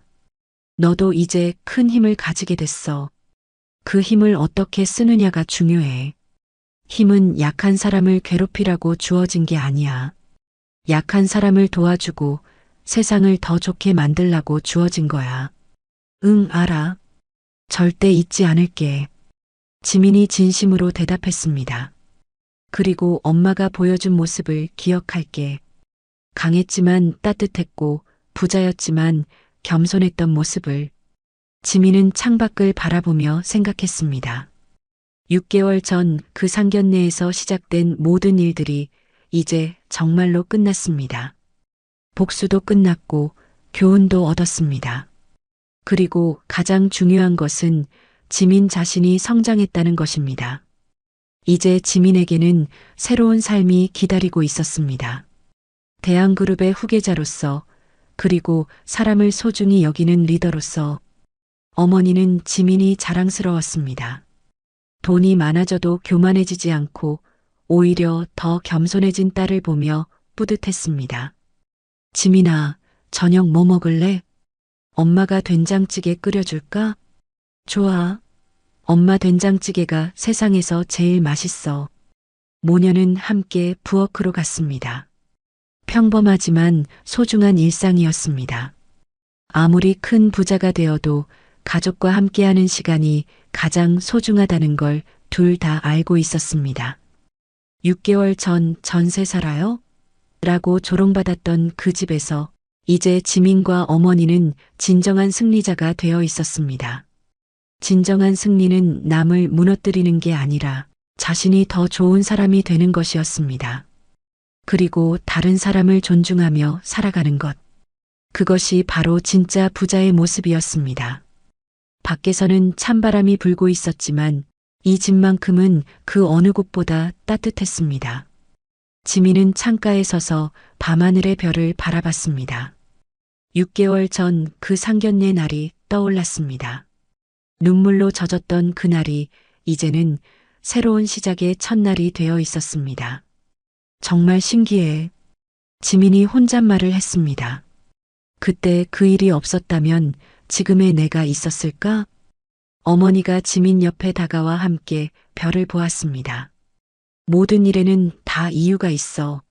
나쁜 일도 결국은 우리를 더 강하게 만들어주지. 고마워, 엄마. 지민이 어머니의 손을 잡았습니다.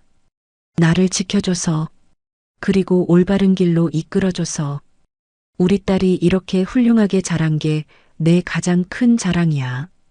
어머니도 지민의 손을 꼭 잡았습니다. 이렇게 상견례에서 시작된 모든 이야기가 마무리되었습니다. 사람을 겉모습이나 경제력으로 판단하고 무시했던 대가가 얼마나 처참한지 보셨죠? 하지만 가장 중요한 건 복수 자체가 아니라 우리가 어떤 사람이 될 것인가 하는 점입니다. 돈이 많다고 해서 남을 무시해서도 안 되고 돈이 적다고 해서 주눅들 필요도 없습니다. 진정한 부자는 재산의 크기가 아니라 다른 사람을 얼마나 존중하느냐로 결정되는 것 같습니다. 오늘 이 이야기를 통해 우리 모두 조금 더 따뜻하고 겸손한 사람이 되었으면 좋겠습니다. 세상에는 보이지 않는 것들이 참 많으니까 함부로 판단하지 말고 살아갑시다. 언제나 상대방의 입장에서 한 번 더 생각해보는 여유를 가져보세요. 이야기를 끝까지 들어주신 분이 계시다면 잘 들었다고 댓글 하나만 남겨주세요. 지금까지 똑순이 사랑방이었습니다. 감사합니다.